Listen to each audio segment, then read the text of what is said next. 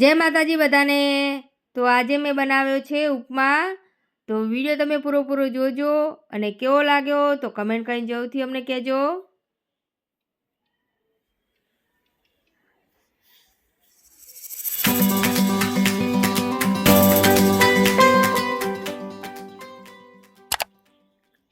લીલા મરચાં લઈ લઈશું।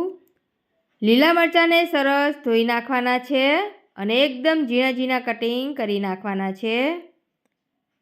તો લીલા મરચાં કટિંગ થઈ ગયા છે। સૂકી ડુંગળી લઈ લઈશું।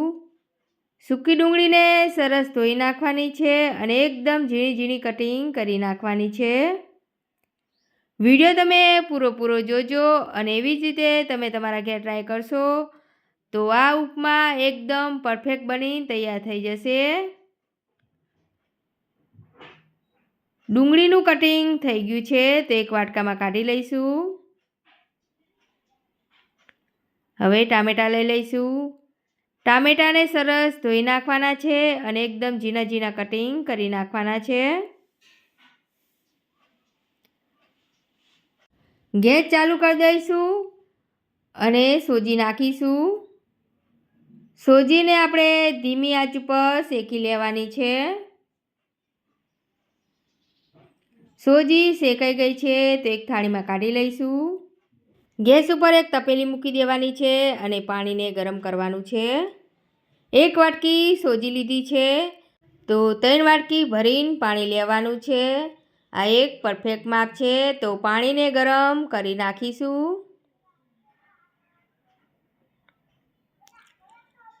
બાજુમાં ગેસ ઉપર આપણે કઢાઈ મૂકી દેવાની છે। તેલ નાખીશું કઢાઈમાં।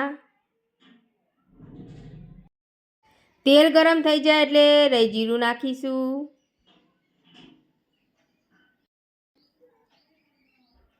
રાઈ ફૂટી જાય પછી તે હિંગ નાખવાની છે।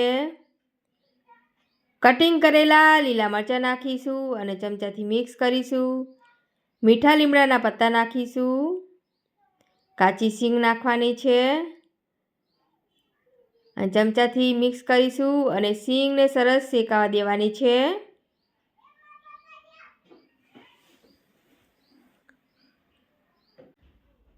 સિંગ શેકાઈ ગઈ છે તો આદુની પેસ્ટ નાખીશું।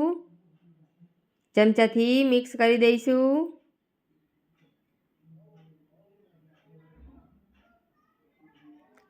ઝીણી સમારેલી ડુંગળી નાખવાની છે અને ડુંગળીને સરસ ચડવા દેવાની છે।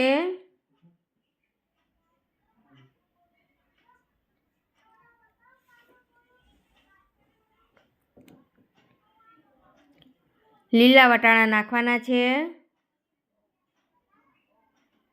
અને મિક્સ કરીશું। ડુંગળી વટાણાને સરસ ધીમી આંચ ઉપર ચડવા દેવાના છે। ઝીણા સમારેલા ટમાટર નાખીશું।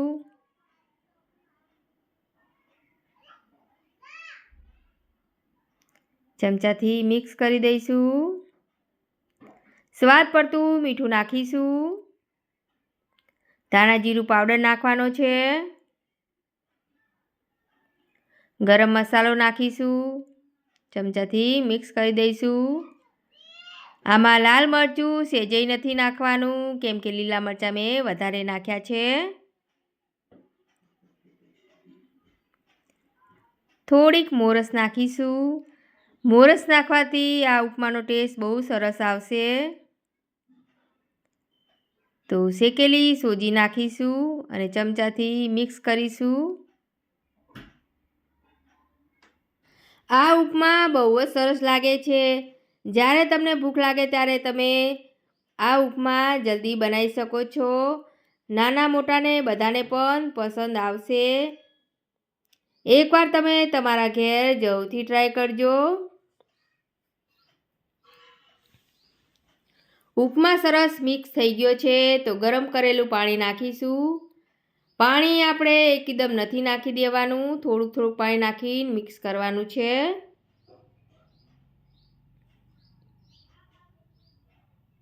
તો સરસ એકદમ મિક્સ થઈ ગયું છે તો વધેલું પાણી પણ નાખી દઈશું।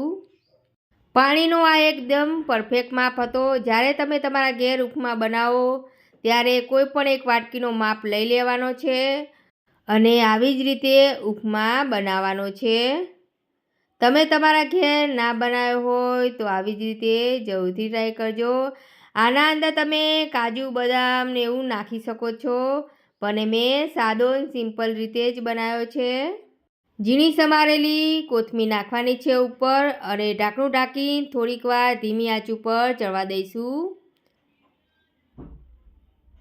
ઉપમા બની સરસ તૈયાર થઈ ગયો છે. તો ચમચાથી એકવાર મિક્સ કરી દઈશું અને એક પ્લેટમાં ખાવા કાઢીશું.